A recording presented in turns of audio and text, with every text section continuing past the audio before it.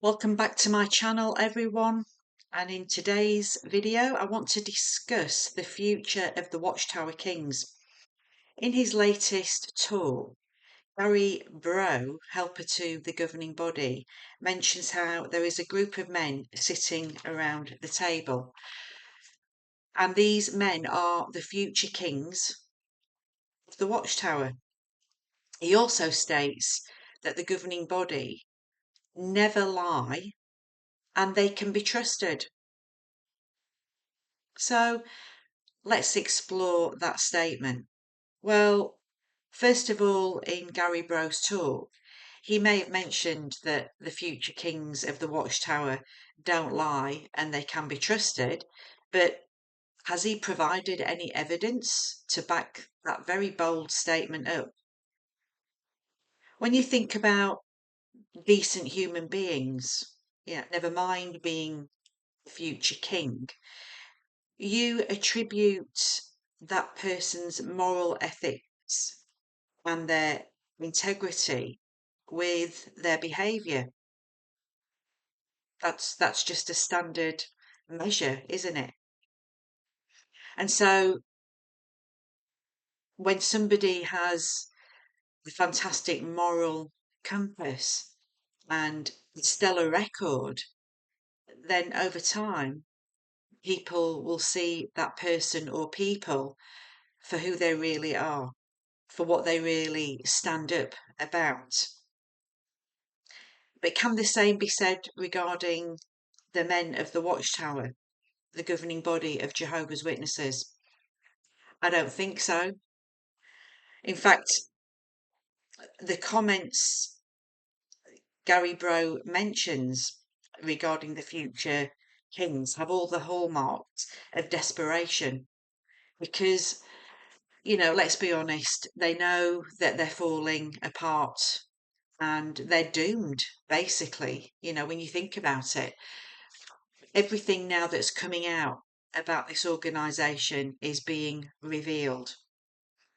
And when you think about the world in general and countries all over the world who are now scrutinising Jehovah's Witnesses, you only have to think about, we know everybody knows about Norway, but then, you look at other countries like Japan and Spain, New Zealand even now. New Zealand have dismissed Watchtower's appeal to be eliminated from the Royal Commission. It's not going to happen. It really isn't. And they can fight all they like. Once upon a time, Jehovah's Witnesses would take organisations to court and they would win, on the topic of religious freedom. But those days are gone. It's just not happening.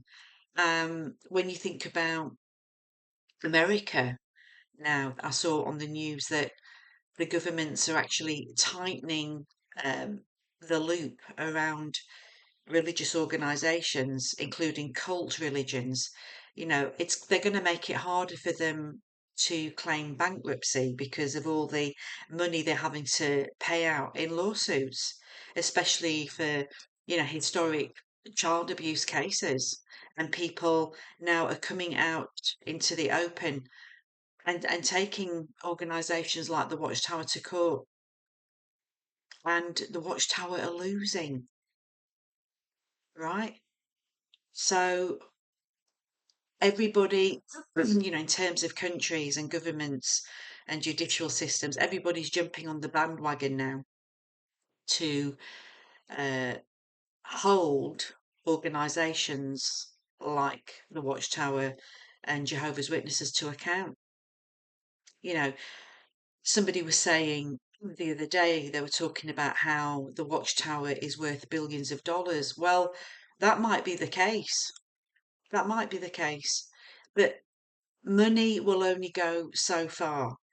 And I think it was on, I forgot which YouTube channel it was on. I think it was maybe Vern's channel, Fixing My Faith, where he was talking about, thousands of cases, thousands of child sex abuse cases that haven't even been, you know, dealt with yet. So there's a long line of people wanting to hold this organisation accountable, for what they've done in the past. And they continue to do because, you know, they've never ever come out and said, right, this is the policy that we're going to roll out in the congregations regarding protecting children. I mean, if you were a parent and you had young children today, who would want to take those children along to a congregation where in 9 times out of 10 situations there's probably a paedophile or paedophiles, but you wouldn't know that and you put your child at great risk. Nothing has ever come out. They might have said in their, shepherd the flock of God book, there might be a policy where now they, if somebody has experienced child sexual abuse and the parents want to go to the police, that's the only thing that they agree on. They'll say, yeah, go to the police. They don't turn around and say, oh, no, don't do that. Let's deal with it in-house because it brings reproach on Jehovah's name. They'll try and play that card, but more people now are speaking out, and more people than ever are not afraid to speak out against this organisation, and that's why they're falling apart and they're hemorrhaging. So, when you think about Gary Breaux's very, very bold statement about how the governing body never lie and you can trust them. I mean, when I first heard him say that, I had to rewind it and play it again because I couldn't quite believe what he was saying, knowing what I know now about this organisation. And that's all they ever do, lie through their teeth and hide the truth, hide the facts. Also, I was thinking about the situation in France as well now, where they're tightening the grip on cult religions not being able to feign or claim bankruptcy because of all the lawsuits that are taking place there in France. So they're making it, in other words, they're making it harder for cult religions, well, any religions really, but especially cults. They're making it harder for them to claim bankruptcy so that they don't have to pay out millions of dollars in lawsuits. And then they're protecting, also, these new laws are going to protect whistleblowers. So everything from a worldly perspective seems to be heading in the right direction in terms of, human rights and bringing guilty people and organisations to account. But for the Watchtower, it's a different situation altogether. I think that the death knell is sounding pretty loudly now, and it's going to get louder and louder for this organisation until it just cannot sustain itself anymore. And that's how it should go because all they've ever done, even to, innocent people that are still in the organisation, people, rank and file Jehovah's Witnesses that are trying to live good lives, trying to be Christian according to what the governing body outwardly teach. But it really is a case of do as I say, not as I do. Monkey see, monkey do. You know, it's just really, as they say in Yorkshire, where I'm from, it really sticks in my craw, the way that these men are behaving and the way that they're just insulting the intelligence of those people that are still in, those members that are still in. And what a time for them, when this organisation actually falls and crumbles, what happens to them? Then they'll realise that as so-called apostates, we're not apostates, we're whistleblowers. They'll realise that we were right all along and they'll put two and two together and recognise that people like David Splain always used to say, don't listen to people like us because, we will lead you astray. No, the reason why David Splain and other members of the governing body and helpers to the committee tell their members not to look at videos like ours is because we are telling the truth. That's exactly the fact of the matter. So I think, we just have to be patient because everybody is jumping on board now in terms of countries, in terms of judicial systems, and they're seeing right through this organisation. They're seeing the lies, they're seeing the deception, they're seeing the attempts to cover up decades of abuse, predominantly child sexual abuse, but for somebody like me who has suffered emotionally and psychologically, um, that is another form of abuse that many Jehovah's Witnesses and ex-Jehovah's Witnesses have suffered at the hands of elders, and by extension, the governing body, because they endorse it. And you try and get something done about it, and you try and reach out and complain, everything just falls on deaf ears. And so now, I honestly believe that Almighty God is really, as the Bible says, uncovering the things that have been covered and bringing to light everything that has been kept in the darkness. And He, our loving God, He's had enough. His Son has had enough.